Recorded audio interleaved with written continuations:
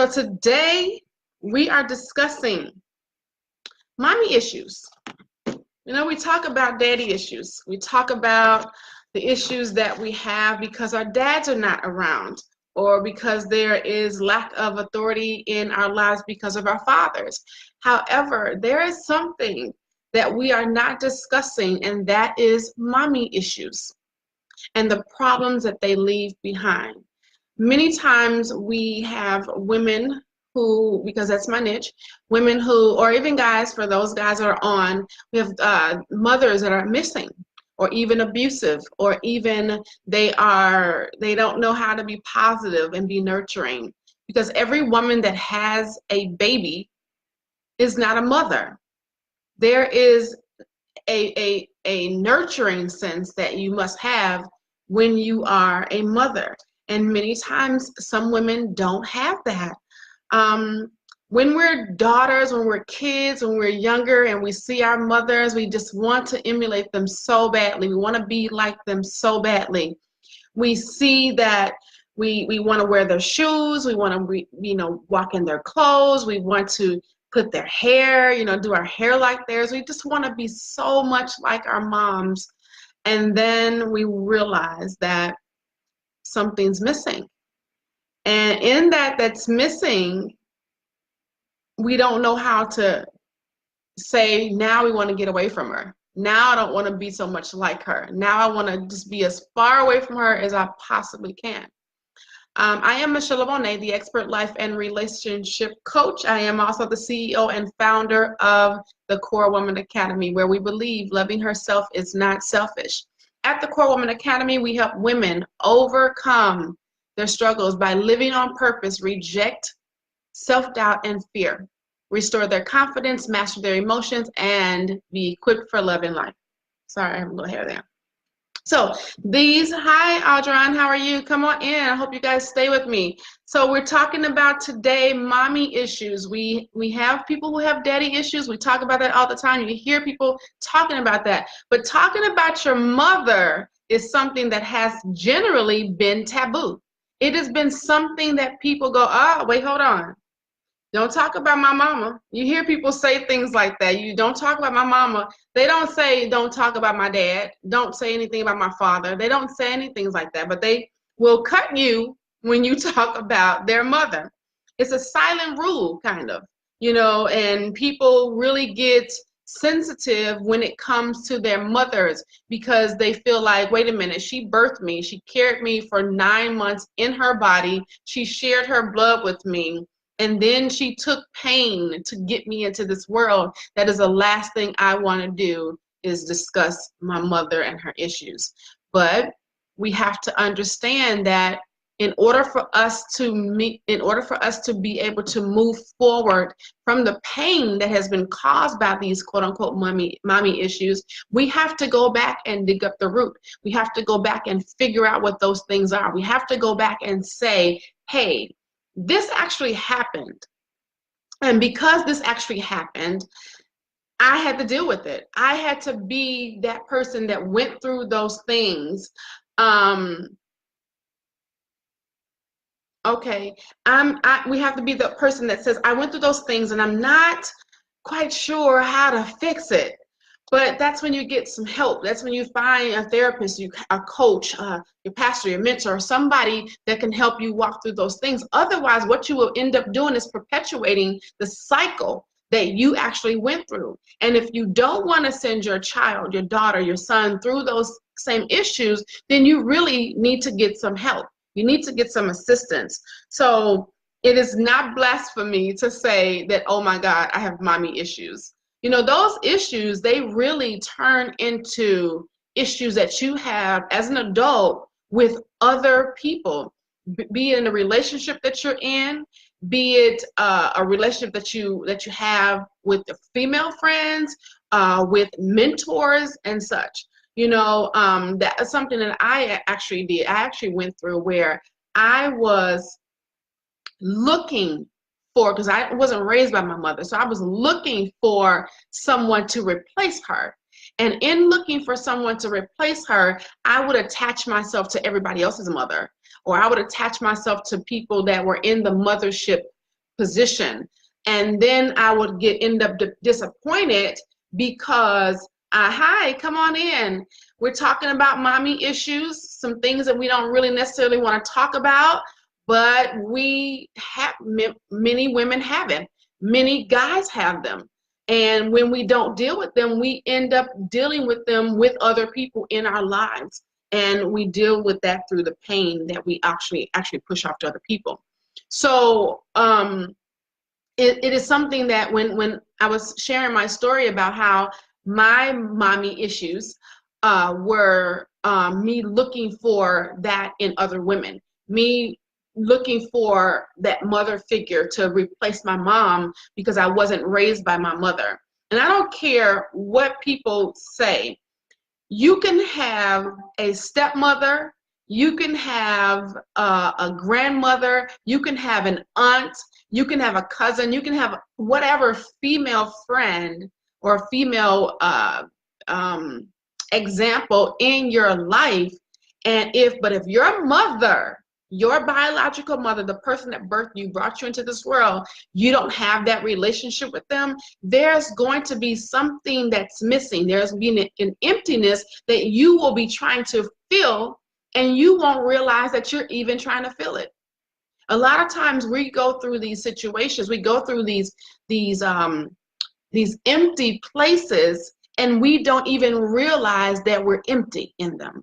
We don't even realize that we're having issues with these situations because we're moving about our days, especially women, because we're so strong. We're supposed to be just moving on. We take care of the families. We take care of the children. We go to work. We go to school. We do all these things, and we do it because we are naturally multitaskers. That's just who we are.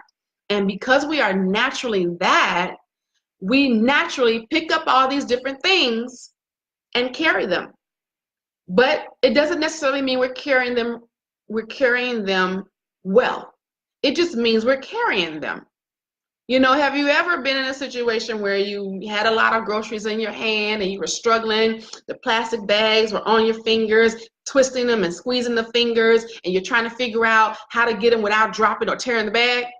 That's kind of like what we do as women. That's kind of like how we respond to life. We respond that way, carrying the bags, holding on to them. They're hurting our hands. They're hurting us. It's all hurting us. It's all relative in how we're doing it. We're doing it, but it doesn't feel good. We're doing it, but we're not always doing it well.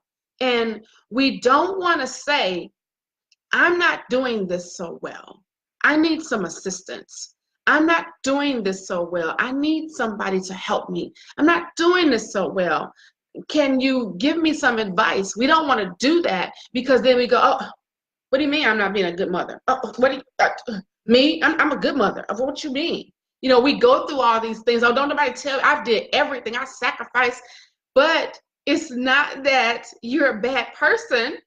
It's that motherhood did not come with a book. Well, it came with a book, depending on how you look at it, but everybody can't understand that book that it came with. And everybody's not taught to how to read that book that it came with. And everybody's not even taught that that's the book that you can really get all the answers from. So we don't look at it that way. We just kind of go about our days and our lives as if it's okay.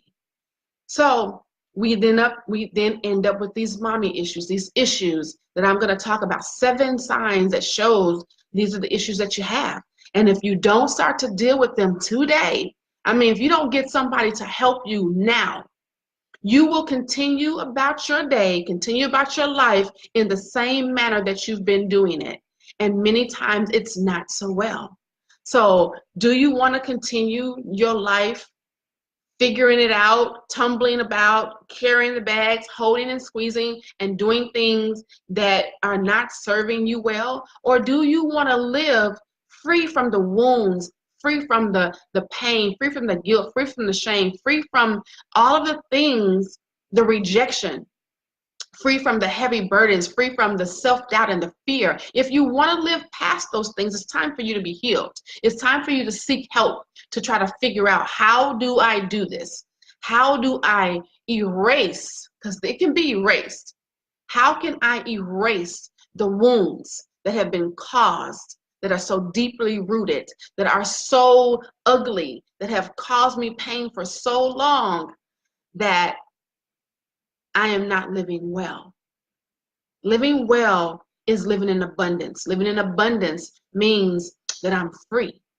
Living in abundance means that I have no fear. Living in abundance means I am seeking every challenge, every goal that comes to my desired heart. Why? Because it was placed there for a reason. It wasn't by happenstance. It was on purpose.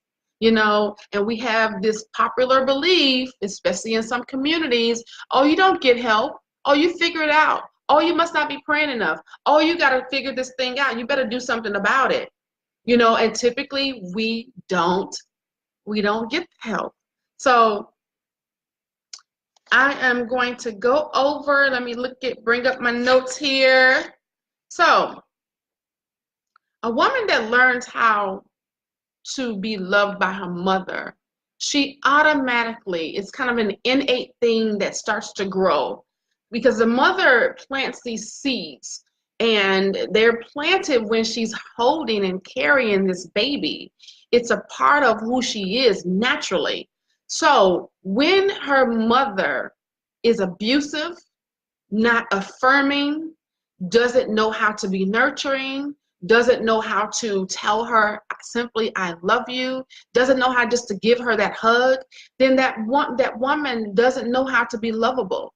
She doesn't know how worthy she is of the affection and the love that she's seeking. So what she ends up doing is she ends up going and talking and dealing with people that don't know that as well, that don't know her worth, that don't know who she is or what she's about, or even give her the due that she's due. The mother giving her that gives her that foundation. And if she doesn't have that foundation of that love and that nurturing, then she seeks it from men. She seeks it from outside sources. And she starts to rebel. She starts to do all these things because she doesn't know her self-worth. She starts to give sex to men that she's not supposed to give it to, you know, being promiscuous, you know, being out there, if you will, for lack of better terms, because she doesn't have that foundation of the self-worth and the love and affection and the lovable things that should be a part of who she really is in her because of these mommy issues. She becomes emotionally distant, where she doesn't know how to connect. There's this thing that keeps her inconsistent, where she'll give a little bit and then she'll take it back. And then the inconsistency turns into a little cruelty. And then, so she's doing this to the daughter, and she doesn't even realize she's doing it because this is a part of who she is. And then what happens is that daughter starts to grab those things and take those things on, and she takes them in personally, and it becomes a part of her. So she doesn't know the lessons that she needs to learn about herself and who she really is. This results in her being insecure, in her seeking an attachment that is ambivalent of herself. She doesn't know when her good mommy is going to show up or when the bad mommy is going to show up. So then she becomes guarded. She becomes this person that walks around, what we say, the angry black woman or the angry woman or whatever you would call it. But she becomes afraid of seeking this attention from the mother or the mother figure. And, you know, I've had that situation happen to me where I was actually afraid to seek the attention of someone who was not necessarily a mother figure, but was a figure of authority in my life. And because I did not know how to seek her attention, I began to walk in fear, tiptoeing around on eggshells, trying to figure out, how do I approach her? Not that she was actually putting off anything other than the mommy status, because she was in an authority figure over me. So I didn't know how to approach her. And I watched that in my own life throughout different aspects of my life until I began to get healed. And even when it would try to rear its ugly head, because I'm so intuitive about my feelings right now, if any of those things come to the surface, I instantly go, oh, that's what that is. Let me deal with that. Yep, I'm gonna deal with it right now. Because I learned how to master my emotions, and mastering your emotions make you sensitive to what they are so that you can know how to respond to them quickly and you won't worry about. Thanks, Cheryl, for coming in from Missouri. Come on in. Thanks, Jessica, for joining. You guys stay with me. We're talking about mommy issues and why it is so taboo. First of all, to talk about it. Why we don't deal with it. We don't deal with it because we don't even know that it's there. We deal with daddy issues, but we're not dealing with the mommy issues because it's kind of taboo. You don't talk about your mama. You've heard people say, you don't talk about my mama. You will not talk about my mama. But you do not see people go up and about to fight because somebody talks about their dad. It's typically not the thing. But so we're talking about that in the foundations and where this actually comes from. This child doesn't know how to she doesn't know that, how can I put this? Because of this mommy issues, it makes her think that relationships are unreliable. It makes her have this avoidant attachment that avoids the conflict between the needs that she has and the desires that she has of having that nurturing mother. So there's this conflict that's internal, and because the child growing up doesn't even know that that's what that is, as she becomes a teenager, now she's becoming rebellious, now she's becoming avoidant, now she's becoming, I don't want to deal with this. Oh, forget my mama. I can't believe she just thinks she know everything. And then you see her start to becoming an adult. And as becoming an adult, now she's having issues with her man, having issues with her own children, having issues with her female friends, having issues with all these people that are around her because she doesn't even realize I have mommy issues. My mother wasn't the mother that she needed to be. And she doesn't know how to walk in forgiveness. She doesn't know how to go through that process to be healed, delivered, and set free of the things that she's gone through as a child. So she ends up holding on to them, and she turns bitter. And bitterness will set in. People, I'm telling you, there's something about the bitterness. It's kind of sneaks up on you. You ever had something bitter in your mouth? And it wasn't instant. It was kind of, well, I don't like that. And you held on to it long enough to still keep saying, this don't taste right. But you still got it in your mouth. And you didn't instantly spit it out. You just hold on to it. That's typically what happens when we're in these situations. We hold on to them. They're bitter to us. They don't feel good to us. They're not serving us well. And we're still holding on to them because we go, let me just figure out what this is. It might turn sweet in a few minutes. Let me just hold on. No, it's not going to turn sweet. You need some assistance. You need some help. You need somebody to help walk you through this healing. And many times we don't have that because I'm going to tell you about the reasons why.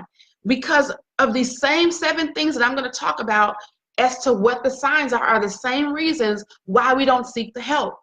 But you have to find somebody that you can trust, somebody that has gone through some things, that you've seen them build themselves back up, or you've seen them rise from the ashes. When you can find that person, then you can go ahead and be healed because you are now dealing with it. You have to hit it head on. You cannot continue to live like that. If you want to live your life in abundance and the better your latter years be your better years, then you have to start dealing with these things head on. So, let's see here. I got lots of notes, sorry. So I just want to make sure I'm covering everything. There's a lot of good stuff. So there's a struggle to heal and cope. And it affects many, like I said, many or all parts of the woman's life. Be it, like I said earlier, the motherhood, the relationships, how she feels about herself, her self-esteem, her self-worth, what she sees in the mirror. Because the very first mirror that a woman sees, hey, Dion, thank you for joining me, or even a guy, depending on how close he is with his mother, is his mother. So when you look in the mirror as a child, you see your mother and you see yourself. So if you're not seeing the very vision that you're supposed to be seeing because your mother is abusive, She's avoidant. She's ambivalent. She's doing all these things. She doesn't know how to be close to you. She doesn't know how to nurture you. You are seeing yourself. So if that doesn't look good to you, then when you get older, it's not going to look good to you. You're going to start to think that you're not worthy. You're going to have low self-esteem. You're going to seek that attention from other people. And you're going to consistently do that affirmation. You're going to seek people saying, oh, you're good enough. And these things come from our parents. These things come from how we feel, how we're taught to feel about ourselves when we're children. And we're not dealing with them. We're not being healed, delivered, and set free. We're not. And often, too many times, we accept these behaviors in ourselves without knowing the point of origin, because nobody's talking about it. But see, the one thing that you all are going to continue to see at the and on my page, I am Michelle Monet, or the Core Woman Academy, is I come to disrupt everything that is problematic in your life. If you attach yourself to my page, my problems, or anything that you have, I'm coming to disrupt it, because there is some digging up, there are some things that have to be uprooted and brought to the forefront so that you can be healed, delivered, and set free. You know, for those who don't know my story, let me share a little bit. I went through an entire year, one whole full year, 360 something days, 65, I think it was a little bit more than that. But I went through an entire year where I shut down everything. No social media, no dating, no friendships. I had friends, I'll say this, I had family, but no outside anything. I didn't leave my house for months. There were times where I did nothing but pray, study. That's all I did, pray, study, and heal. Because there were some things in me that needed to be uprooted, deep things, that in order for me to continue my life and move forward in my life, I couldn't avoid anymore. I had to be up, I had to have the pain from the rapes, the molestations, from the pains from the 4 marriages and the 4 divorces, from me being, I had to be healed from those things, from the relationships that were broken, from everything in my life. I had to be healed. I could no longer walk around and say, oh, we won't deal with that. I'll seek validation from other people. No, I needed to look in the mirror and say to me, you're beautiful.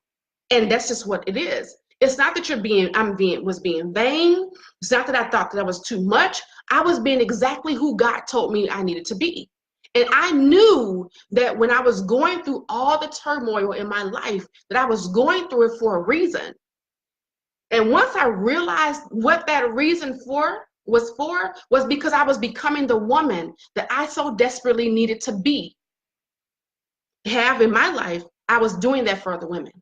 And because of that, I had to make a decision, that I had a call on my life that I had to take, and I had to take hold of it now. That I had other women out there that were waiting for me to get healed so that I can help them. Why? Because there's a lot of it going on. There's a lot of women and guys who because I have some guys that I'm coaching, but there's a lot of people out here that are not healed because we have not, especially in our community, have not been taught that it's okay to get help. We have not been taught that it is okay to seek out somebody to say, hold on, can you talk to me? Can you tell me how to help myself? Can you tell me how to deal with this? Can you tell me that besides telling me to go pray, besides telling me to grab the Bible that I have no idea about, I don't even understand how to read it, besides doing those things, show me, walk me through this. I had to do that. I had to find that person. I had to be, yes, Cheryl, that confident woman. And that's exactly who I am today because of the healing. I mean, when I say no work, I wasn't working. I was nothing but spiritual and natural healing. Was it. And I had to become that woman. So now that's who you see. So when you see me say things like I'm beautiful, it's not me being vain, or it's the confidence that I have in the Lord on my life. And because of that confidence, I can stand tall in my transparency. I was talking to a young lady earlier today. She said to me, she says, I really enjoy the transparency that you have. tell me, how did you become transparent like that? And I said, you know, I've been transparent since I was a kid. I said, as a kid, it was, I'm telling on everybody. But as I became an adult and realized there was a call on my life, it went from I'm telling to me being transparent for a purpose. And that transparency allows me to open myself wide open, my heart, my soul, my spirit, and say, hey, look at me, the inside, all the blood, all the scars, all the things that I have gone through, and I'm still gonna love you. I'm still going to be kind. I'm still going to forgive you. I'm still going to be there for you. Is it easy? I'm not going to tell you that lie. I'm not going to tell you that I cannot, I don't get to the place where I'm going, this is way too much, Lord. For real? I'm not going to tell you that I don't get to that place. But the difference between me then and now is simply this. I know now how to say, enough. Okay, enemy, you've taunted me today for 5 minutes. That's all you get. That's all you get. Now you have to go. Now I'm going to deal with this, and I'm going to master my emotions. And I'm not going to let that move forward any longer. You get 5 minutes. You know how when you go to work, you go anywhere else, you get a grace period. You get a 5-minute grace period. Because in that 5 minutes, what I'm doing is I'm deciding, is this real? Is this something that I need to be looking at?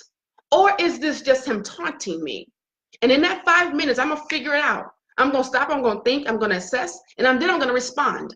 And once I do that, now I have dealt with the situation and it is no longer a part of my life. I don't allow it to be. So, and when I told her, I said, now my transparency is me being open and me being able to share so that I can help other women live on purpose, reject their fear and self-doubt, restore their confidence, master their emotions so that they can be better equipped for life and love. That's exactly what I do. And it's a part of who I am. And it's going to be a part of who I am until the Lord takes me home. So let's get to the 7 things that you can see if you have mommy issues and if there are wounds that are left behind. And then I'm going to share with you after that how you can go ahead and get that fixed, how you can get help with that. The first thing is lack of confidence. You know, she doesn't know her worth. She doesn't know who she is. She doesn't know what she has been placed in this life to do. She feels ignored. She feels unheard. She feels criticized at every end. You know, I got hit upside the head with eyes.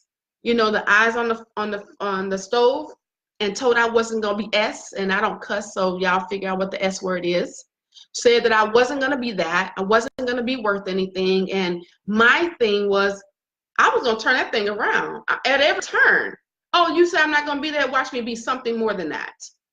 And that's how I've always had that fire in me. Although I dealt with low self-esteem for a long time, it was internalized and triggered backwards on me because I was so busy trying to prove myself, that in me proving myself, I was always seeking for something and some affirmation from outside. That affirmation from outside was me getting degrees, me opening up businesses, because in those things, everybody was like, oh, Michelle, you did that. Oh, Michelle Monet, you did this. Oh, yeah, girl, I did that.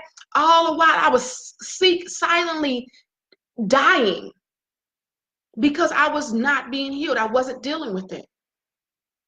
You know, so the voice in her head is that of her mother's telling her that, her voice in her head is that her mother telling her what she isn't, that she's not smart, she's not beautiful, she's not kind, she's not loving, she's not worthy. All of those types of things. Daughters sometimes talk about feeling that they're fooling people. You ever heard somebody says, you know, one day somebody's going to figure out that I'm not so smart. Or one day somebody's going to figure out that, hi, Teresa from Baltimore. Thank you. Come on in. Thank you so much for stepping in. I really enjoy it. Thank you for joining us. We're talking about mommy issues and wounds that they leave behind. Do you have them? So the first one we talk about is lack of confidence. Are you in a place where you lack confidence? And see, this is the thing. Some people don't even realize they don't have the confidence. Let me tell you why. Confidence is not you saying that, oh, I'm cute. Oh, I'm cute today. And then tomorrow you're like, yeah, I'm not having a bad hair day. I don't like that today. I'm just. Confidence is being bold about every single thing in your life. It means that you are going after your goals, every rip, that you are not allowing anybody and anything to get in the way of them.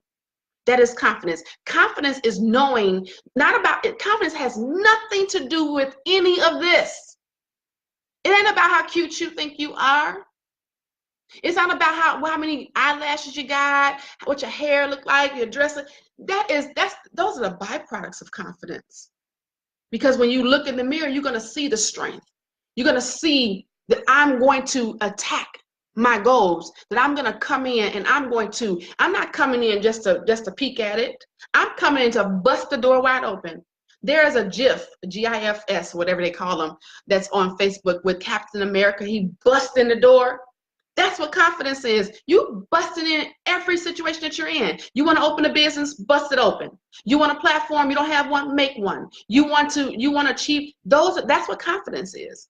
So I just wanted to put that out there, that we need to know where are you at. So they think that they're going to be found out, that people are going to figure out that they're not as confident that they think they are. That when they're behind closed doors, they're really struggling. You know, they're really struggling. They're trying to figure this out. And it's okay to figure it out. But if you need some help figuring it out, you should get some help. So that was number one. Number two is lack of trust. You know,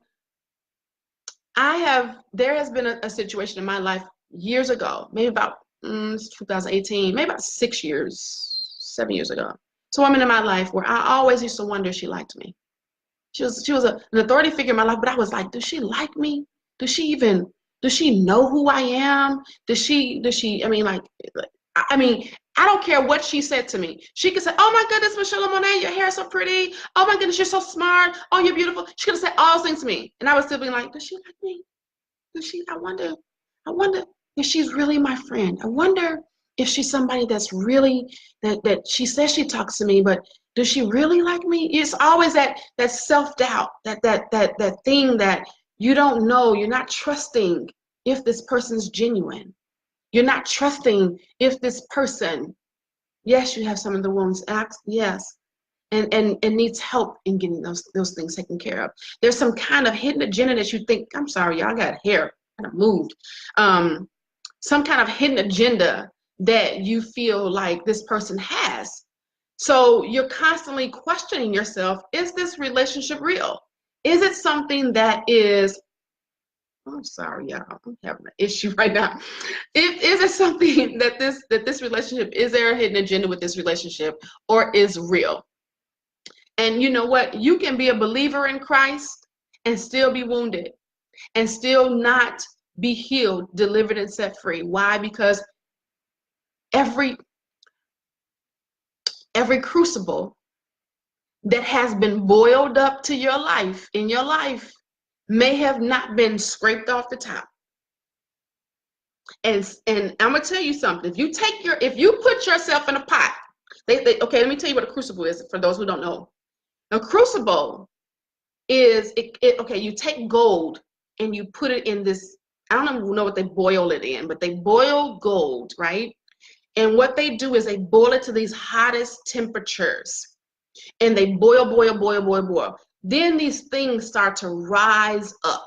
And it looks a little dirty, little particles, all these things. And they take the strainer and they go across it to get it out. And they keep doing this consistently until a little bit at a time, more and more has been taken off. And then you start to see less of the dirt, less of the particles, less of the things that are coming to the top. These crucibles are being removed. And when the crucibles are being removed, now the healing has begun. Not is finished, it's begun, because now it has to be formed into the blocks, into whatever the goal needs to be. And that's exactly what life does to us. We can be believers, we can love the Lord with all of our heart, but if we have not been put in that fire and somebody else. Because if you're in the fire, you can't be on top of it doing this. You can't. Somebody else has to be outside that pot to say, let me help you take those off. Otherwise, what's going to happen is when the heat drops and it's no longer hot anymore, now the crucibles are going to do this, back into the gold. So you need somebody that's going to help you take that off. So that's a lot of times we don't get that. We get surface of that. And nobody has taken the time to help us get those crucibles off. So the lack of trust comes in, and then that desire for reciprocation and the union with that mother figure is there, is stronger than ever. There's these emotional highs and these emotional lows that come into play. There's extreme sexual attraction and jealousy that comes into play. Distrust and the inability to set boundaries happens. These are things that happens when this lack of trust is there in these mommy issues. The number 3 is difficulty setting boundaries. They can't distinguish between the need for the mother's attention and the absence. How do I know that I need this attention from my mother, or is it because she's absent? There's something missing there. They don't know what that is. So they become pleasers in adult relationships. They become the one that is always trying to please other people because they don't know how to fix this, because they're still having these mommy issues. They have problems maintaining close female relationships. This is due to the lack of trust. How to say things like, how do I know she's really my friend? Is she really my friend? Is she really faithful to me? And things of that sort. Wanting relationships so intensely that the other people back off. They become really overbearing. They're kind of like the Goldilocks and the 3 bears. Either they're too hot or too cold. Never in the place where it's just right. They are attached there's avoidantly attached into 2 categories, either fearful or dismissive. And in the fearful, they seek close relationships, but they avoid intimacy at all levels. At all levels. And thank you, Cheryl. And they are intensely vulnerable. They tend to be clingy and dependent. But the dismissives, they have this armor on and they're very detached. They're the ones that walk around and they can look at you and say, oh, I wouldn't deal with that. Oh, I would never. Those are the ones that you're like, but you don't even understand. But I don't need to understand. I just won't deal with that. Because they will avoid the intimacy. They will be defensive. They will avoid being straightforward. They will avoid any type of emotional connection that will make their walls fall. And those are the 2 types, the fearful and the dismissive. Number 4 is they have difficulty seeing themselves accurately. They focus on the flaws, never the accomplishments. People could come in and say to them, oh, thank you, so good at that. Oh, they don't know how to take compliments well. And it's really difficult for them to do that. So there's this distortion that they see themselves, and they extends into their domains and even into their looks. They start to not like who they were. I walked around for 32 years. 32 years. I walked around with no mirrors in my apartments, any places I lived in. Why? Because I hated what I saw. Not disliked, not thought was ugly. I hated, despised what I looked like. I hated and I despised who I was. I did not want to see this person. I went into the mirror in the bathroom to brush my teeth, comb my hair, and get out. I had no mirrors. You know how we have the big mirrors, head to toe. Now I got mirrors everywhere. I got mirrors on this wall, everywhere. But that's not because I'm vain, but because I'm not afraid of them anymore. I was afraid to look in the mirror because I hated what I saw. I hated my name. Now I'm so protective of my name now because I know what it means. My name means who is with God and who is blessed. So because of that, because I know who I am, I've taken the time to figure out what my name was, so that now I can walk in my name. I can walk in being blessed. I can walk in being with God. I can walk in my power. But it took 32, well, a long time, because I'm way over 32. But it took 32 years of me not liking myself and waking up on my 32nd birthday and going, how can I like you? Not I love you, not you're beautiful, not I love you or anything. I like you. And it grew. And it would kind of go back and forth until I walked in my power, until I decided that I was going to live in my purpose. They feel surprised when they succeed at something. And it's kind of like, I didn't know I could do that, because they don't know what they're capable of. They don't see themselves accurately. They hesitate to try new things because they fear failure. You know, some people fear success because of the responsibility that comes along with success. But some people fear failure and they won't try anything. And that is part of self-doubt. Number 5, they make avoidance the default position. They avoid connecting to avoid the hurt. They will not put themselves in a position where they're going to be hurt at any cost. They're not, I'm not doing that. Nope, not doing that. Nope. I will not be in this relationship. I will be single for the rest of my life because I'm not doing that. Nope. Nope, I'm not getting married because nope, not going through that. Nope. No, I will not apply for that promotion because they're going to tell me, nope, I'm not doing that. Oh, nope, I will not open my own business because I don't want anybody to tell me that they don't like my product. Nope, I will not get on stage and speak because I don't want anybody to tell me that my story is bad. No, I'm not going to write that book because I don't want anybody to tell me it's bad. I'm not doing anything that's going to rattle my comfort zone. But we have to know that in order to step out, we have to do that. There's a surface that may act as though they want to be in these relationships, they want to go deeper, but they're so afraid that they won't, because the avoidance is their motivator. They are motivated by avoiding all the pain. They're motivated by saying, nope, not doing it. Not doing it. It motivates them.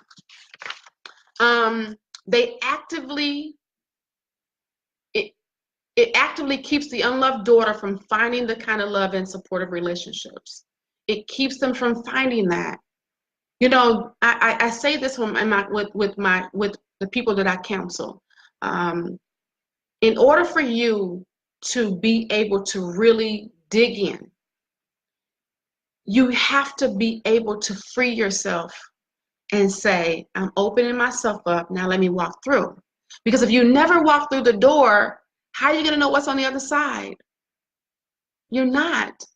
So you have to not be afraid, not walk in fear. A famously good book that I know tells me that fear was not given by that which is good. It wasn't given from heaven. It wasn't given by the Heavenly Father. So because it wasn't, then I don't want anything that wasn't given to me by Him, from Him. Thank you. I don't want anything that doesn't come straight from the heavens. I don't want it. I don't want it. And fear was definitely one of them. So I'm kicking fear up out of here. You gotta get to the door. Has anybody ever seen oh my goodness, with Priscilla, what is the name of this book, this movie? The Prayer Warrior. Oh, I can't think of the name of this movie. I can't think of the name of this movie right now. But she opened the door and she began to kick the enemy up out of her house. Sometimes you have to do that. Why? Because it shows your faith. When you can open, I've done that. People walking past my apartment, my townhouse, thinking like, what's wrong with her? Open the door, start screaming out, you got to get up out of here. You cannot stay here today, enemy. You must leave this house. You have no rights to anything that belongs to me. And open the door and screaming it out. And then when I finish, slam the door like, bye, out of here. And didn't have no problem, no qualms. Got to go. Number 6, I'm sorry, I can go there. 6, being overly sensitive. The unloved daughter is sensitive in slights, I mean, little things that either they're real or they're imaginative. She's always wondering, did they mean that? I mean, what you mean by that? Oh, why you say that? Or what was that for? Or what do you, I mean, did I do something? It's always that, those, you know, how people say, I'm walking on eggshells when I talk to her, or I'm walking on eggshells every time I talk to him. Whatever the situation is, you're carrying, they're carrying weights, they're carrying this overburdens, they're overthinkers, and they're trying to figure out every little thing instead of accepting the experiences. They are overreactors. They have trouble managing their emotions. They tend to ruminate everything, and they're remembering every situation. I remember, everything is coming back to them. They're never forgiving. They're never saying and taking off the situational burdens and putting them up to the side. They are deciding they're going to hold on to them because it's comforting. It's almost like it's kind of like a reverse thing going on. It's comforting to them. It feels good. And they're going to hold on to it because it feels good. And everything that's unknown, they're not too sure about that. So I'll stay on this side. You know, number 7, they replicate the mother bond in relationships. You ever heard somebody say, you always trying to be somebody's mama?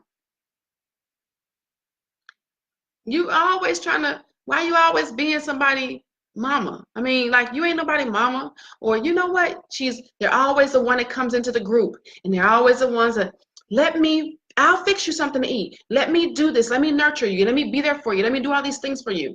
And yeah, quick tears to let the flow out, girl, cry. That's healing. But they are always the ones that want to be the mother or fall into being the mother. They're drawn to that. And it's what makes them unhappy in the end, but it's comfortable. It's the one thing that they sit back and go, why am I always the one that's giving? Why am I always the one that always have to put out more?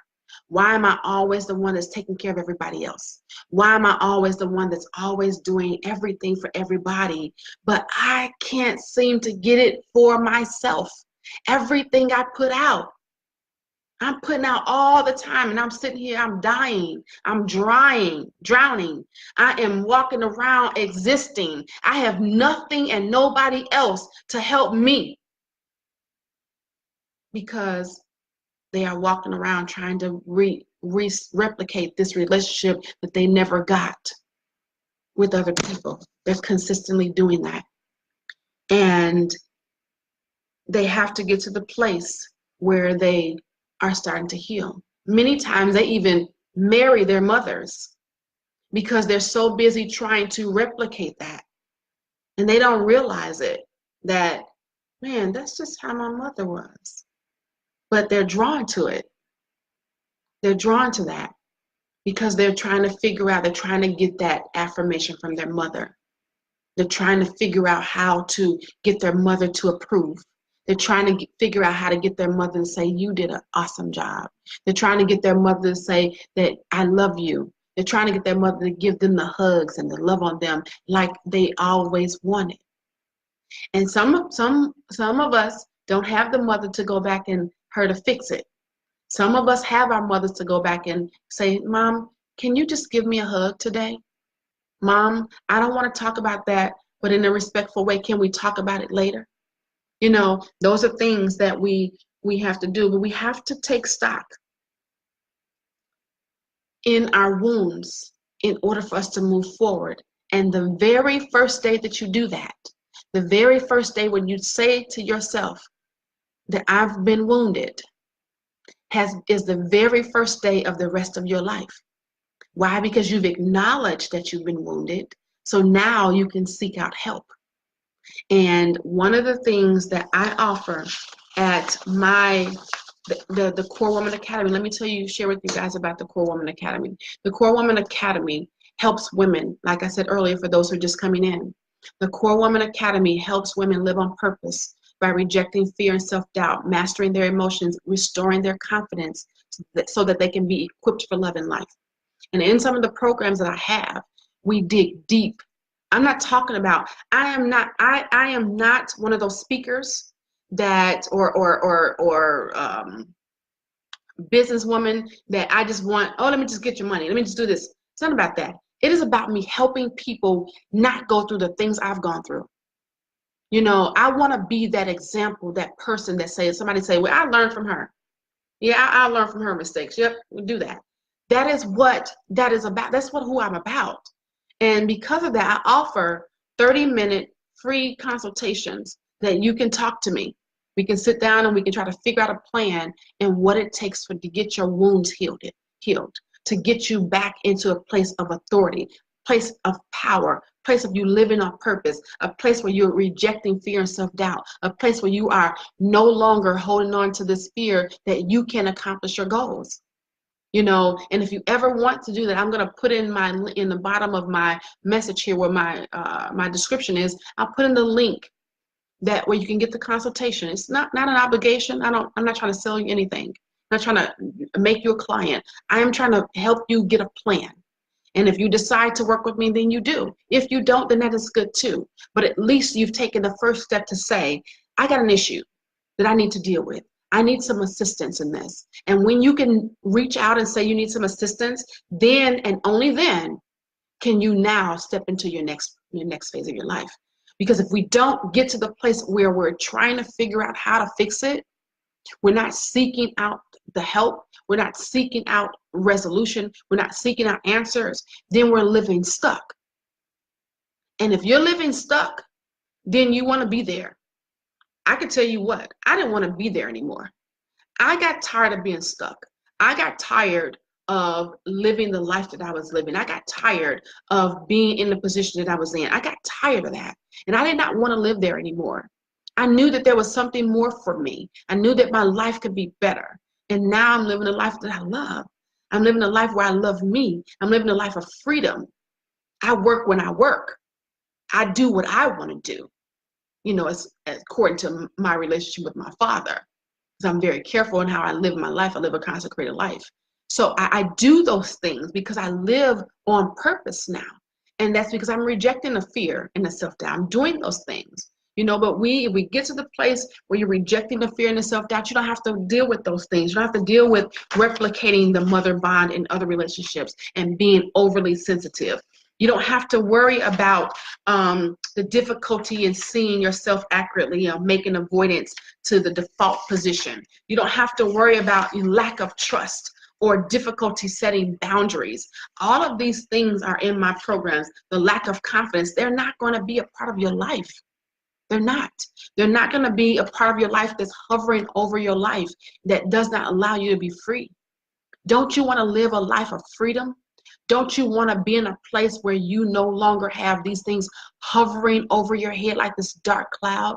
If you want to get in that place, then you need to seek out some help. I don't care who it is. If it's me, if it's not me, if it's somebody in your church, if it's somebody that's an elder in your church, a pastor, a friend, somebody that has the wisdom, that has gone through things, that have walked through that valley and has made it to the other side, that has gotten to the place where you want to be emotionally, physically, spiritually, mentally, financially, where you want to be. I always say, I don't want to learn how to make money from somebody that has money and never lost it. You know why? Because if I ever got to the place of losing it, I need to know how to get it back. So people that have money that grew up with a silver spoon in their mouth, as people say, they don't know how to lose money. They don't know what that feels like. They don't know what those failures feel like. I want to learn from somebody that got to the top, failed a couple of times, went back up to the top, failed a couple more times, and then got back up there. Now they're staying there. That's who I want to learn from. I want to learn from that person. Why do I want to learn from that person? Because when I'm at these stumbling blocks, I'm trying to figure it out. Guess what? Hey, how did you figure this out? Hey, how did you do that? Hey, what do you think I should do about this? They're going to have those answers. They're not going to be looking at me going, well, let me kind of think about that. No, they're going to be able to tell me, well, this is what I've done. It may or may not work for you, but let's at least try it. Let's walk through it this way. Well, you know what? You don't think that, let's tweak this a little bit. They're going to be able to help you with those things. And that's who I am. That's the person that I am. I can do those things. Am I for everybody? I am not for everybody. But in order for you to know if I'm that person, you'd have to find out. You know, so click the link that I'm going to put in the box just for your 30-minute free consultation. It's free. So no obligation. I'm not going to try to sell you anything. Am I going to tell you about my programs? I am. But am I going to tell you, oh, you need to get in this? No, I'm not doing that. I'm not doing that. Because I only want to work with people who want to work with me. I only want to work with people who want to seek me out. So those are the things that I'm doing. So I just want you guys to know that these are the things that you don't have to live with anymore. You don't have to live in fear, self-doubt, rejection, and also, you know, just you can be free. You can be free. And that's why I wrote my book, Rejection Saved My Life.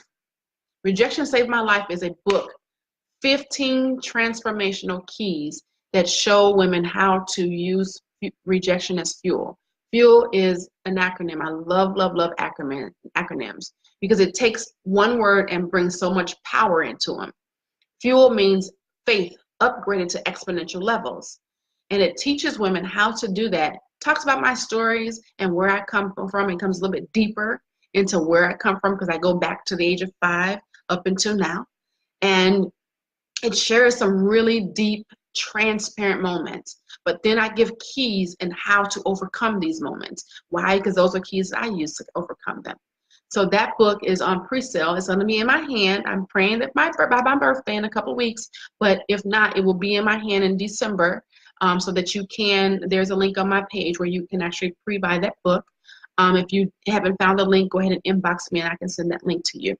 But again, if you do want the free consultation, you can find it at the link I'm going to provide, but it's at www.thecorewomanconsultation.com, or you can find somebody else that can help you, but just get the help. Don't continue to live this way. Don't continue to stay bound by your past. You know, many of the decisions that we make are through our emotions. And as a matter of fact, they say 95% of our decisions are based off our emotions. And our emotions are based off of our perceptions. And 98% of our perceptions has been because of our past experiences. So we're basing our past individual experiences and we're putting them into our present. And that's not fair. It's not fair to those involved. It's not fair to us. So I encourage you to seek some help from some place, somebody.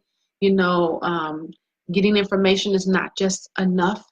It is, you need to know how to implement that information. You need to know what to do about that information and how it can help you.